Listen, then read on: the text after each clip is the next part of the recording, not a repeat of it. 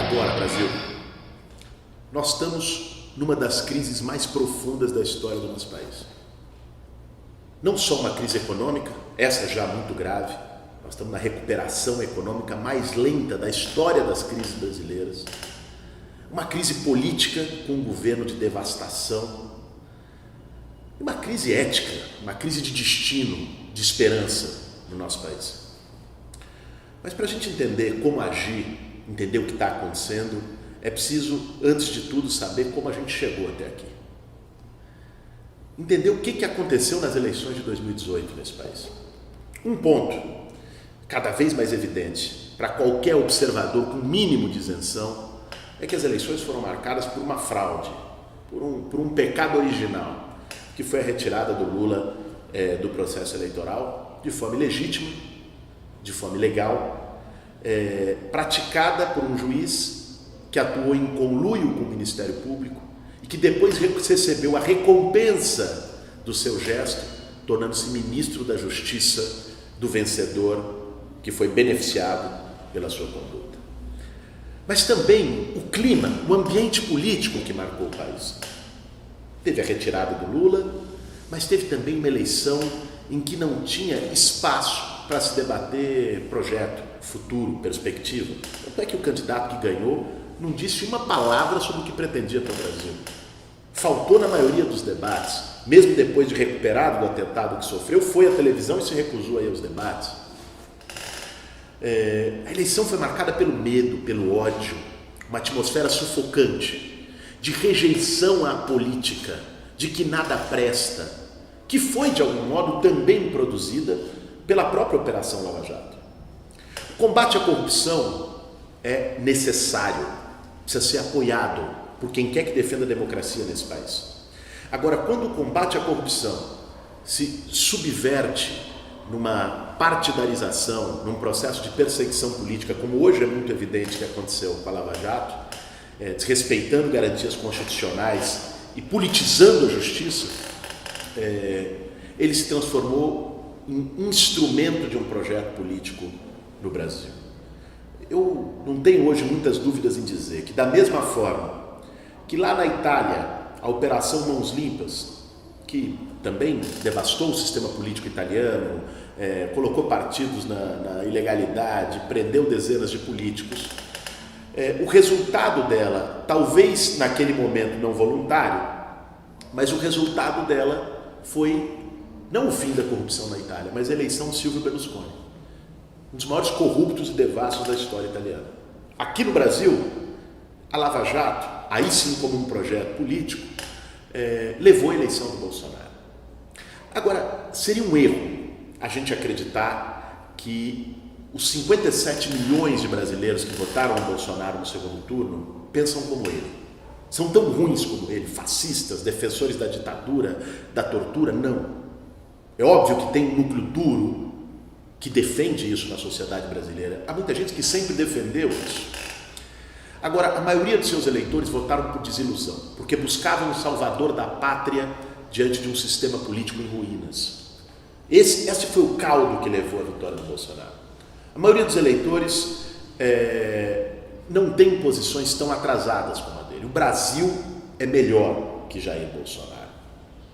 Agora, o fato é que, desde 1º de janeiro, ele é presidente da República.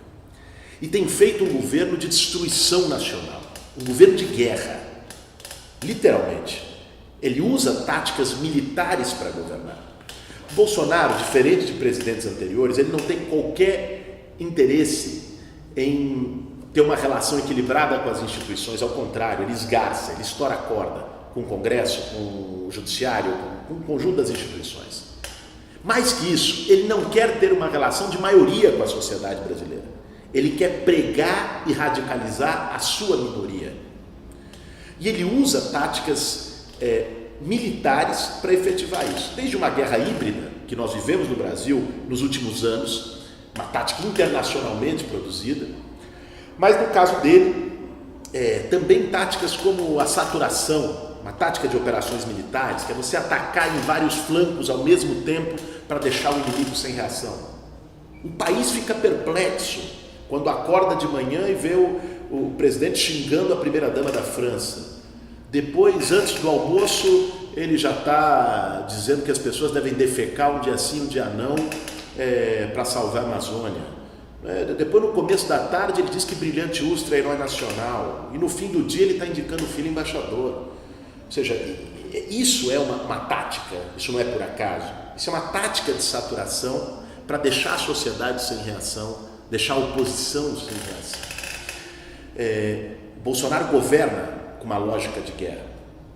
Agora, uma tradição que houve no passado nas Forças Armadas brasileiras, minimamente nacionalista, essa tradição não faz parte do vocabulário do Bolsonaro.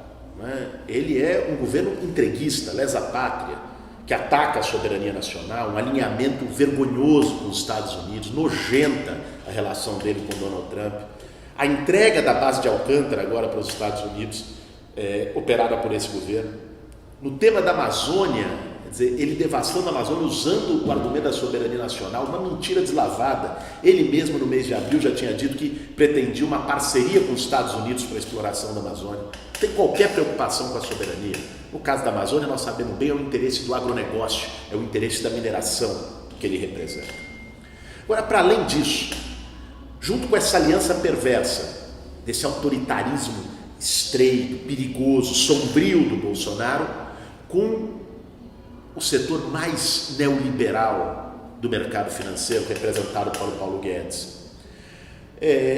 Tem-se um projeto de destruição de todos os direitos sociais, desde a era Vargas, de desmontar a legislação trabalhista conquistada nos anos 30, nos anos 40 nesse país, e de desmontar o que tem de Estado social, de direitos universais garantidos pela Constituição de 88. O projeto do Bolsonaro é devastação de direitos, é terra arrasada, é destruição. E é óbvio, para além dos direitos, da soberania, do meio ambiente, é um projeto que busca reduzir às cinzas o que restou de democracia nesse Brasil. Nós sabemos que a democracia brasileira sempre foi muito frágil.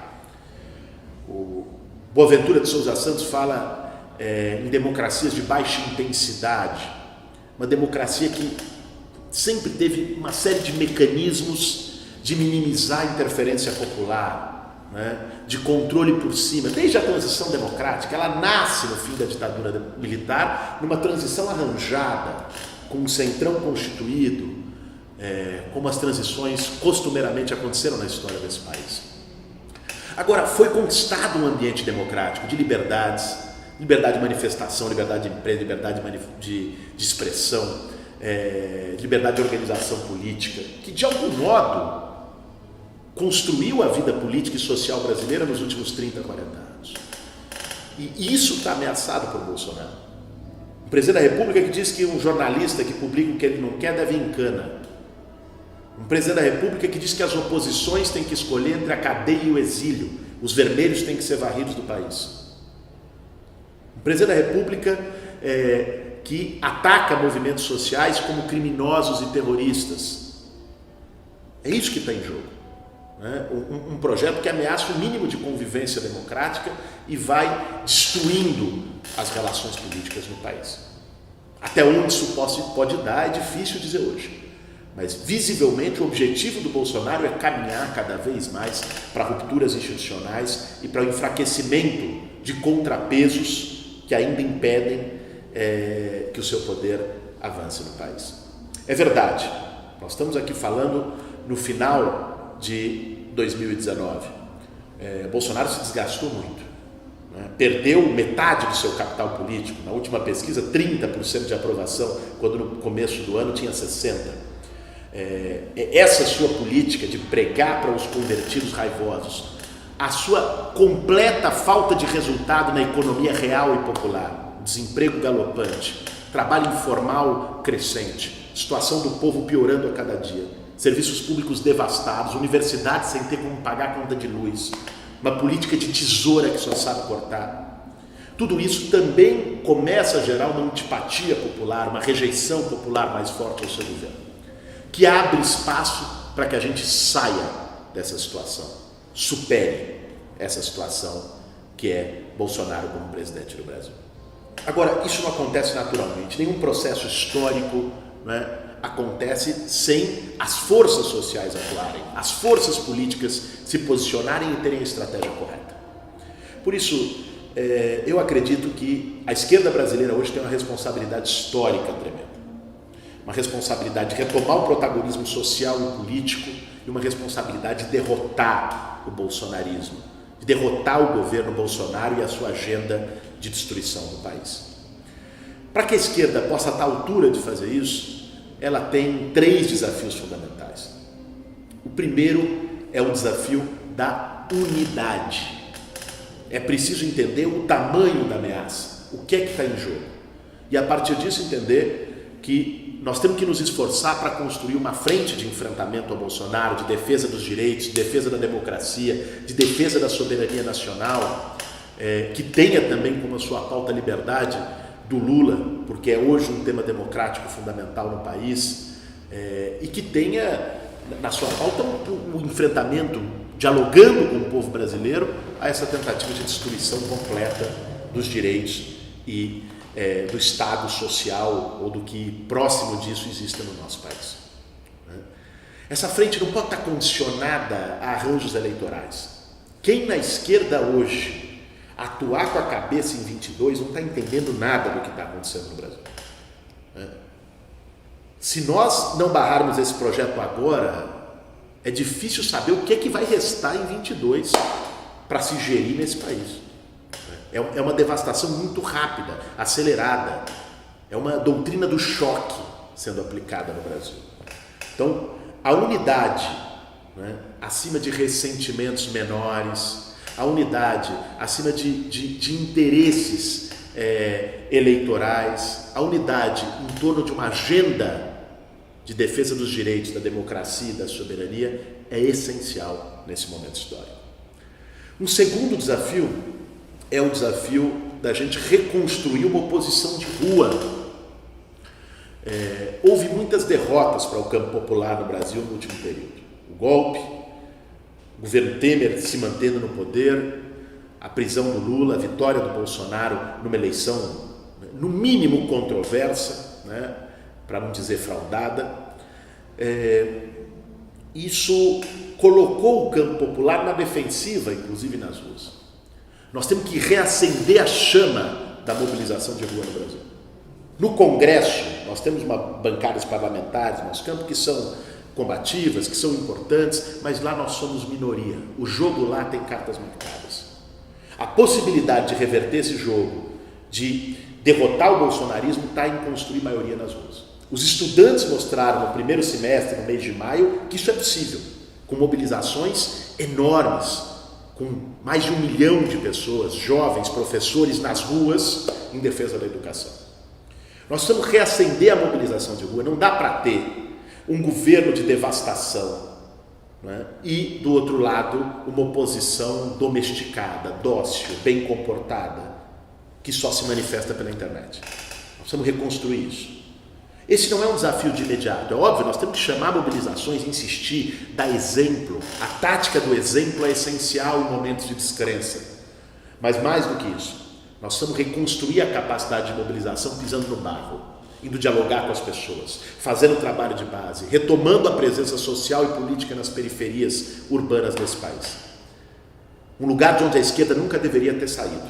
E hoje paga o preço, de algum modo, por ter se institucionalizado completamente e se distanciado das periferias urbanas. Esse desafio de retomar trabalho de base, de aquecer rua, de construir uma oposição social no Brasil é essencial para que a gente consiga derrotar Bolsonaro. E por último, o desafio de nós pensarmos uma nova alternativa para o país. A esquerda precisa se renovar. É verdade, nós tivemos 13 anos de governos do PT, com Lula, com a Dilma, em que houve avanços sociais importantes, houve políticas públicas importantes, a vida para os mais pobres melhorou, mas houve também limites ali, de enfrentamentos, hoje reconhecido, vejo as entrevistas do Lula, inclusive, reconhece muitos desses limites, limites de não ter debatido democratização das comunicações no Brasil, não ter debatido e enfrentado o sistema político brasileiro na forma como se configura, de não ter enfrentado mais decididamente a roubalheira dos bancos e o sistema tributário que reproduz a desigualdade estrutural nesse Brasil, ter apostado no modelo de desenvolvimento centrado no agronegócio, no extrativismo, né, no elemento primário da nossa economia. Hoje nós temos condição de reconhecer os acertos e defender esses acertos que foram realizados, mas ao mesmo tempo ter humildade de reconhecer os limites e os erros, para que a esquerda possa se renovar e ser portadora de um projeto de futuro. Isso é essencial, não é? Nós precisamos voltar a gerar esperança na sociedade brasileira. Se nós chegamos ao ponto de um capitão da reserva ultra-reacionário que não tem nada a dizer para o Brasil, um desqualificado completo, se tornar símbolo de esperança para uma geração, se nós chegamos ao ponto de ver jovens expressando a sua rebeldia, fazendo sinal de arma com a mão, é porque, de algum modo, a esquerda falhou em ocupar um espaço de esperança, em ocupar o espaço de apresentar um projeto para o futuro, em conectar essas gerações num sonho, numa utopia, em algo novo que pode ser realizado. Aprendendo com o passado, reivindicando os seus acertos, mas sabendo fazer as correções de rota. É evidente que, para essa construção, nós precisamos acertar contas com muita coisa. A defesa da liberdade do Lula, um símbolo, um preso político no Brasil, é um dos temas que deve estar na agenda da esquerda, no seu centro, na sua mobilização. Não se pode ignorar, não se pode fingir que não tem nada acontecendo. Ainda mais quando a fraude está escancarada, a olhos vistos para o Brasil e para o mundo. Isso tem que ser feito paralelamente à capacidade da esquerda de apresentar um projeto de futuro, uma alternativa que cative, que empolgue, que dê esperança para as novas gerações e que a gente possa ser, no futuro, novamente, alternativa de poder para esse país.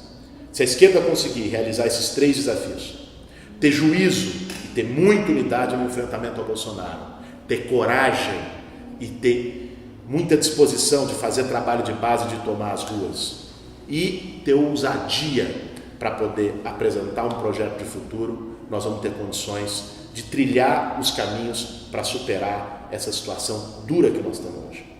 Não é uma tarefa fácil, não é uma tarefa rápida, mas na história não existe atalho. Esse caminho precisa ser feito, essa alternativa precisa ser construída e é a isso que quem acredita num Brasil justo e igual deve dedicar as suas energias.